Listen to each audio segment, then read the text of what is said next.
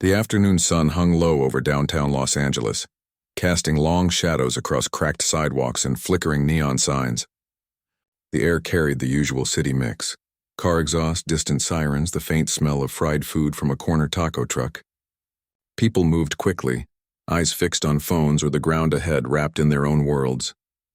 Among them, sitting cross-legged on a thin, frayed blanket near a bus stop bench, was a man who seemed almost invisible to the rush around him. He'd been there most of the day. His clothes were worn but clean, his face weathered by sun and sleepless nights. A small cardboard sign rested beside him, not with bold letters begging for help, but simply reading, "Anything helps. Thank you." He didn't shout or reach out. He just sat, quiet and still, like a stone in a fast-moving river. Most folks walked right past without a glance. Some glanced but looked away fast, as if eye contact might somehow pull them into his reality. He wasn't always like this. A few years back, he had a small apartment, a steady job fixing cars, even a dog named Rusty. But then came the accident. Not his fault, but it left him with injuries that never fully healed. Medical bills piled up. He missed too many shifts. The job slipped away, then the rent, then everything. Friends drifted. Family stopped answering calls. One night, with nowhere to go, he found himself on the street, holding a duffel bag with everything he owned: 2 shirts, a pair of boots, a photo of his old dog, and a half-charged phone that eventually died. Now, survival was measured in small wins: a warm meal from a shelter, a dry spot under an overpass during rain, a kind word from a stranger, though those were rare. Today had been tough. He'd only gotten a few coins tossed into his cup all morning. His stomach growled, and his feet ached in shoes that had long lost their soles. Still, he kept his posture straight, his eyes calm. Pride hadn't left him, even if everything else had. Then something unusual happened. A man walked by, just another pedestrian at first glance. Wearing a plain black jacket, dark jeans, and scuffed boots, he looked like anyone else heading home from work. But there was something about the way he moved. Unhurried, aware, like he wasn't racing against time like everyone else. The man on the blanket didn't recognize him at first. He'd been off the grid too long to keep up with movies or celebrity gossip. But then the passerby slowed, stopped, turned. Their eyes met. The man on the blanket hesitated. He'd learned not to ask too often. It usually led to harsh words or silence. But something in the stranger's expression felt different. Not pity, not judgment, just openness. So softly, almost whispering, he said, "Excuse me, sir. Can you give me $1? It wasn't a demand. It wasn't even really a plea. It was more like a question tossed into the wind, half expecting it to vanish without an answer. Most people would have shaken their head, muttered sorry, and kept walking. Some might have ignored him completely, but this man didn't do either. He paused. Really paused. Not the kind of pause where you're just deciding whether to say no, but the kind where you actually take a breath. Look someone in the eyes and consider them as a human being. Then, without a word at first, he reached into his pocket. The man on the blanket braced himself for the usual. A coin dropped carelessly into his cup. Maybe a quick good luck, then gone. He'd seen it 1,000 times, but instead the stranger pulled out his wallet. Not to grab a single bill, but to open it fully. And then, slowly, he crouched down. Not towering over him, not keeping his distance, but lowering himself to sit on the curb right beside the blanket. Just like that. No fanfare, no cameras, no one watching except a few distant pedestrians who didn't even seem to notice. "Of course," the stranger said, his voice calm and steady, like warm water. "I can do that." He handed over a folded bill, but before the man could even thank him, the stranger added, "Actually, I was about to grab something to eat nearby. Would you like to join me? I'd hate to eat alone." The man on the blanket froze. Not because of the money. He'd seen bigger handouts before, but because of the offer. No one had asked to sit with him. No one had treated him like someone worth sharing a meal with. Ever since he'd been on the street, people acted like he was made of glass. Fragile, dangerous, or both. They gave from a distance if they gave at all. He blinked, unsure if he'd heard right. You want me to come with you?" he asked, voice rough from disuse. The stranger nodded. "Yeah, there's a diner just around the corner. They've got great coffee and even better pancakes." "I treat." There was no condescension in his tone, no hidden agenda. Just simple, quiet kindness. The man looked down at the bill in his hand. It wasn't $1. It was a 20. But that wasn't what made his throat tighten. It was the fact that this stranger, this calm, unassuming man who could have walked away like everyone else, had chosen to stop. To see him, to speak to him like he mattered. He swallowed hard. I don't want to trouble you," he said quietly. "No trouble at all," the stranger replied, standing up but offering a hand. Not to pull him up like a rescue, but as a gesture of equality. "Come on. You've been sitting out here all day. You deserve a hot meal and a real chair." And just like that, the invisible man felt seen. He took the hand, not because of the money, but because, for the first time in a long time, someone had offered him more than change. They'd offered him connection. As they walked side by side toward the diner, the noise of the city faded into the background. The man kept his eyes forward, shoulders a little straighter, heart beating a little faster. Not from fear, but from something he'd almost forgotten. Hope. He still didn't know who the stranger was. He didn't care.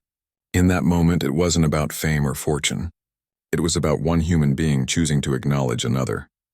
And sometimes that's enough to change everything. The diner was small and warm, the kind of place with red vinyl booths, a jukebox in the corner that hadn't worked in years, and the smell of coffee and bacon hanging in the air like a promise.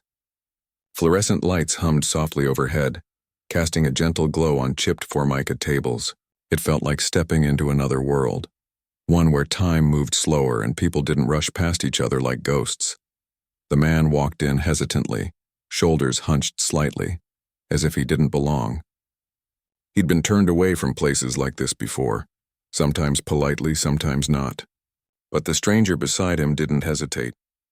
He just nodded to the waitress, who gave a tired but friendly smile, and slid into a booth by the window. "Sit wherever you like," he said, gesturing to the seat across from him. The man lowered himself carefully, as if afraid the chair might break, or maybe that he might. He kept his hands folded on the table, eyes scanning the menu even though he knew he wouldn't be paying. His stomach growled again, louder this time, and he felt a flush of embarrassment. But the stranger didn't react like it was awkward. He just smiled faintly and said, "I always get hungry around this time. Feels like my stomach has its own clock." That small comment, so normal, so human, eased something tight in the man's chest. He looked up and finally took in the stranger's face properly. There was something familiar about him, but he couldn't place it. Not from TV or movies. He hadn't watched either in years. But from the way he carried himself. Calm, present, like he wasn't trying to be anyone other than himself. The waitress came over, pad in hand. "What'll it be?" she asked, voice warm but no nonsense. The stranger turned to the man. "You first. Get whatever you want." The man hesitated. I don't want to order too much."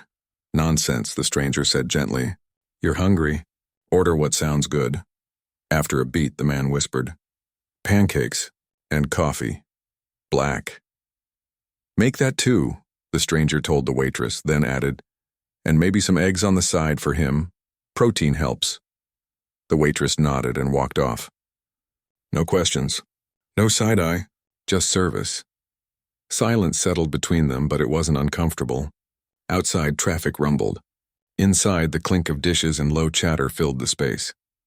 The man kept his gaze down, fingers tracing a scratch on the tabletop. He wanted to say thank you, but the words felt too small for what he was feeling. "You don't have to say anything," the stranger said, as if reading his mind. "Just eat when it comes. You've earned a good meal." The man looked up, surprised. "Earned it?"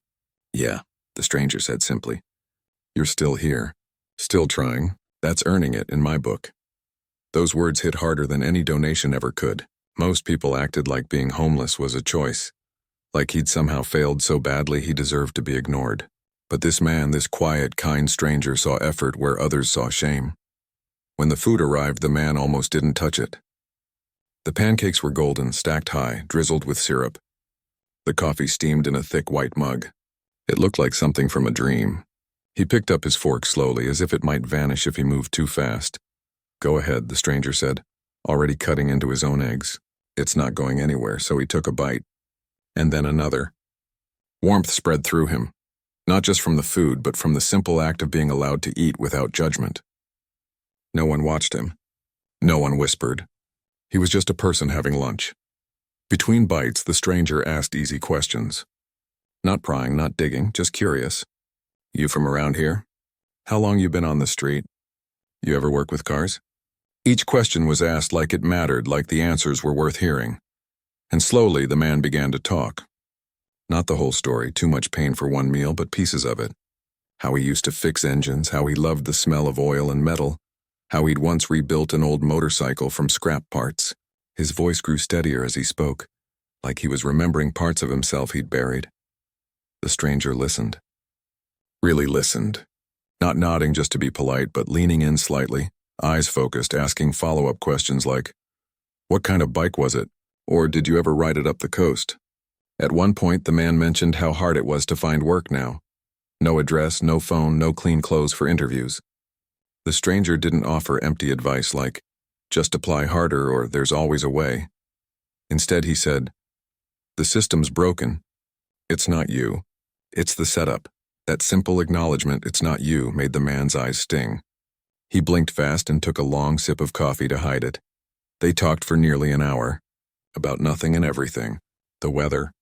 A stray dog the stranger had seen earlier. The best taco truck in the city. They both agreed it was the one on 7th. It felt like a conversation between old friends. Not a celebrity and someone sleeping on the street, but then, as the plates were cleared and the check arrived, the moment shifted. The stranger paid without fuss, leaving a generous tip. Then, before standing, he reached into his jacket and pulled out a small folded piece of paper. "I know a place," he said, sliding it across the table. "It's a shelter, but not like the crowded ones. They help with job training, counseling, even storage for your things while you get back on your feet. The guy who runs it, good man. Tell him I sent you." The man took the paper, hands trembling slightly. On it was an address and a name. Nothing flashy. Just help. Then the stranger did something else. He reached into his wallet again, not for a single bill, but for a crisp $100 note. He placed it gently on the table, pushing it toward the man. "For tonight," he said. "Get a room somewhere safe. Buy a coat. Whatever you need most." The man stared at the money, then at the stranger's face. "Why?" he finally asked, voice barely above a whisper. "Why are you doing this?" The stranger met his eyes. "Because you asked for $1, he said. "And sometimes $1 isn't enough. But dignity is free, and I figured you deserved both." He stood up then, slinging his jacket over his shoulder. "Take care of yourself," he added. "And don't give up. You've got more in you than you think," and just like that, he walked out, no fanfare, no looking back. The man sat there for a long time, the paper and the money in his hands, the warmth of the meal still in his belly. Outside, the city roared on, indifferent, but inside that little diner, something had changed. He wasn't just a man on the street anymore. He was someone who'd been seen, heard, valued, and that, more than the $100, felt like a lifeline. The walk back to the street felt different this time. Not because the sidewalks were cleaner or the air fresher, they weren't, but because something inside him had shifted. The folded paper and the crisp bill were tucked safely in his pocket, but it wasn't the money weighing on his mind. It was the way the stranger had looked at him, like he was worth listening to, like his story mattered. He passed the same bus stop where he'd been sitting just hours before. His blanket was still there, neatly folded, his cup untouched. He picked them up slowly, folding the blanket with more care than usual. He didn't feel ashamed of it anymore. It was just a thing, a tool for survival, not a label. Night was falling now, and the city lights flickered on one by one. He stood at the corner for a moment, looking at the address written on the paper. It wasn't far, just a few blocks east, near an old church he'd walked past dozens of times but never entered. He'd always assumed places like that were full, or had long waiting lists, or only helped certain people. But the stranger had said, "Tell him I sent you." Those words carried weight. He didn't know why, but he trusted them. He started walking. The shelter was in a converted warehouse painted a soft blue with white trim. A small sign above the door read, "New Dawn Outreach." It didn't look flashy or imposing, just clean, quiet, and open. A few people milled outside, some smoking, others just sitting on benches, but there was no shouting, no tension. It felt calm. He hesitated at the door. Old habits died hard. He'd been turned away so many times from shelters, from job centers, even from soup kitchens when they were at capacity. But he took a breath and pushed the door open. Inside, it was warm and smelled faintly of laundry soap and coffee. A woman at the front desk looked up from her computer. She was middle-aged with kind eyes and silver streaks in her hair. "Hey there," she said, not with suspicion but with genuine warmth. "Can I help you?" He cleared his throat. I was told to come here. Someone said to tell you. He sent me." She tilted her head slightly. "He?" He nodded, pulling out the folded paper. "This address, and..." He said to mention his name. She took the paper, glanced at it, and her expression softened. "Oh," she said quietly. Then she smiled. "Come on in. Let's get you settled. No questions about ID, no long forms right away. Just a nod, a warm towel from a basket by the door, and a quiet, 'Bathroom's down the hall if you want to freshen up.'" He did. The mirror showed a face he barely recognized. Tired, yes, but less hollow than before. He washed his hands, ran water over his face, and for the first time in months felt clean in a way that wasn't just about soap. When he returned, the woman, her name tag read Lena, was waiting with a clipboard, but she didn't make him sit through a lecture. "We've got a bed for you tonight," she said. "Private room, not a dorm. And we serve dinner at 7. Hot meal, real plates, none of that tray stuff." He almost laughed. Real plates. Such a small thing, but it felt like luxury. As they walked down the hall, she explained how the program worked. "We're not just a place to sleep," she said. "We help with resumes, interview clothes, even bus passes for job interviews. We've got counselors too, folks who've been where you are. No judgment, just support." He listened, nodding, but part of him still braced for the catch. There was always a catch. But Lena didn't ask for money, didn't demand sobriety as a condition, didn't make him prove he was deserving. She just offered help. That night, over a plate of roasted chicken, mashed potatoes, and green beans, food that tasted like home, he sat at a long table with 5 other men. They didn't talk much at first, but one of them, older with a thick beard, glanced at him and said, "First night?" He nodded. "Don't worry," the man said. "This place is real. They actually care." Over the next few days, he began to believe it. He met the director, a former teacher who'd started the shelter after losing his own brother to homelessness. He showed him the workshop where they repaired donated bikes and furniture and said, "If you know your way around engines, we could use you in our job skills program." His heart leapt. Not just because of the work, but because someone remembered what he'd said in that diner. The stranger hadn't just given him money and walked away. He'd pointed him to a place that saw his past as an asset, not a burden. He started small, helping sort donations, cleaning tools in the workshop. Then one afternoon they brought in an old lawnmower that wouldn't start. He took one look, popped the casing, and within 10 minutes it roared to life. The staff cheered like he'd won a race. "That's your gift," Lena said later. "Don't let the streets make you forget it." Slowly, routines formed. Morning coffee with the group. Afternoon tasks. Evening talks with a counselor who didn't push, just listened. He started sleeping through the night. His hands, once shaky from stress and hunger, grew steady again. One week in, they helped him pick out a clean shirt and slacks from their clothing closet. Donations from local businesses. "For your interview," Lena said. He hadn't even known he had one yet. Turns out a local garage had partnered with the shelter. They were looking for someone with mechanical experience, even if they'd been out of work a while. "Second chances," the owner had told Lena. "Everyone deserves one." The day of the interview, he stood in front of the mirror in his room, smoothing the shirt. It fit well. He'd shaved. His hair was trimmed. He looked like the man he used to be, not the ghost he'd become. He walked into that garage with his head high, answered questions honestly, about the gap in his work history, about where he'd been. The owner didn't flinch. "Life knocks us down," he said. "What matters is whether you get back up." He got the job. Part-time at first, but with room to grow. That night, back at the shelter, he sat on his bed and pulled out the $100 bill. He hadn't spent it, not yet. He'd used the shelter's resources, their meals, their support. The money was still there. A safety net, yes, but also a reminder. He unfolded the stranger's note again. The words were simple, but they'd carried him this far. "You matter. Keep going." He tucked it back into his pocket next to his new work ID. For the first time in years, he wasn't just surviving. He was beginning. 3 months had passed since that afternoon at the bus stop, and the city felt different, not because it had changed, but because he had. He still walked the same streets, passed the same buildings, heard the same sirens, but now he carried himself like someone who belonged.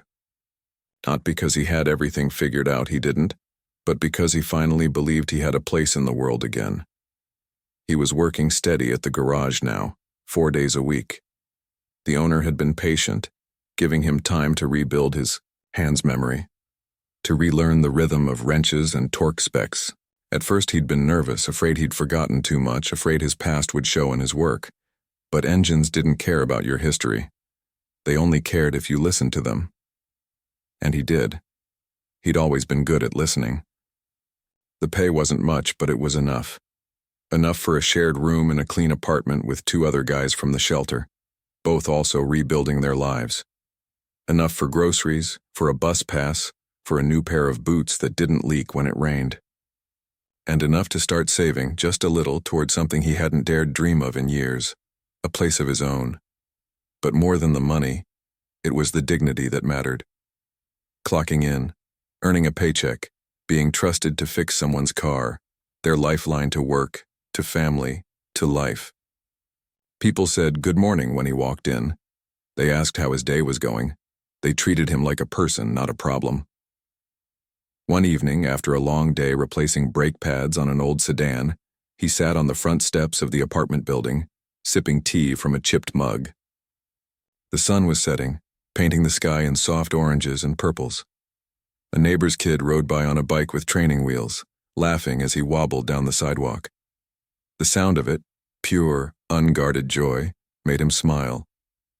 He thought about the stranger again. Not every day, but often enough. He never learned his name, never saw his face on a screen or in a magazine. But he didn't need to. What mattered was what that moment had sparked, a chain reaction of kindness that kept unfolding. He'd gone back to the diner once just to sit in that booth again. The waitress remembered him. "You look better," she'd said, and he'd just nodded, too full to speak. He also kept in touch with the shelter. Every other week, he stopped by to drop off extra work gloves or a bag of tools he'd fixed up. Sometimes he'd sit with someone new, someone sitting where he once sat, and just talk. Not to give advice, but to say, "I've been there. You're not alone." One afternoon, a young man came in, shoulders slumped, eyes hollow.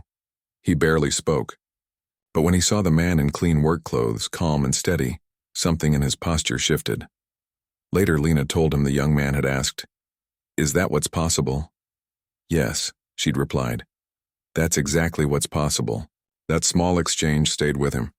He realized then that the stranger hadn't just changed his life, he'd given him the chance to change others too. His routine now included small acts of his own. If he saw someone asking for help on the street, he didn't just drop $1 and walk away. He'd stop, ask their name, buy them a meal if he could, not out of pity, but because he knew what it felt like to be invisible, and how one moment of being seen could alter everything. He'd also started writing again, not stories or poems, just notes in a small notebook he kept in his back pocket. Thoughts, gratitude, things he didn't want to forget. One entry read, "Today a customer thanked me for fixing her car, said she needed it to pick up her daughter from school. I told her it was my pleasure, but really it was mine." Another said, "Slept through the night again. No nightmares, just quiet. He wasn't rich, he wasn't famous, but he was whole again, piece by piece."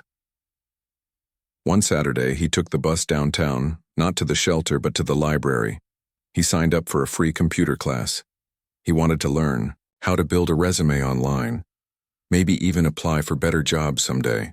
The instructor was patient and the other students were kind. No one asked about his past. They just helped him log in. After class, he wandered into the newspaper section. He rarely read the news. Too much pain, too much noise. But something caught his eye. A small article on the community page, "Local shelter expands job program thanks to anonymous donor."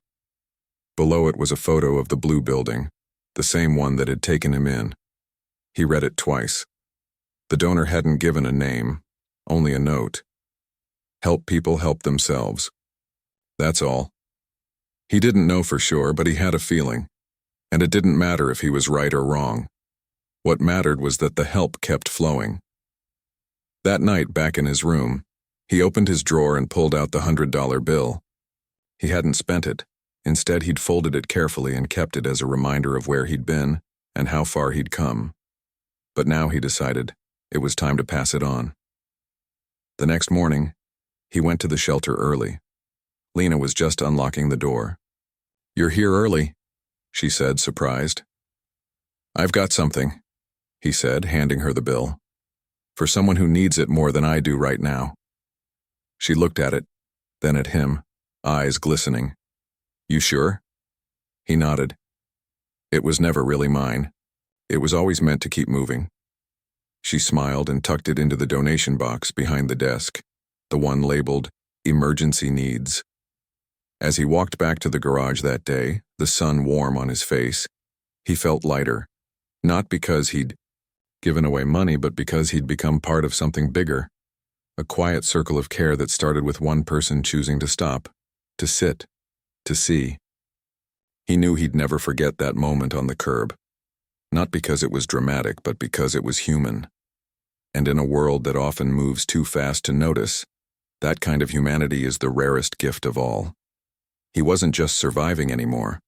He was giving back, and that, more than anything, made him feel alive.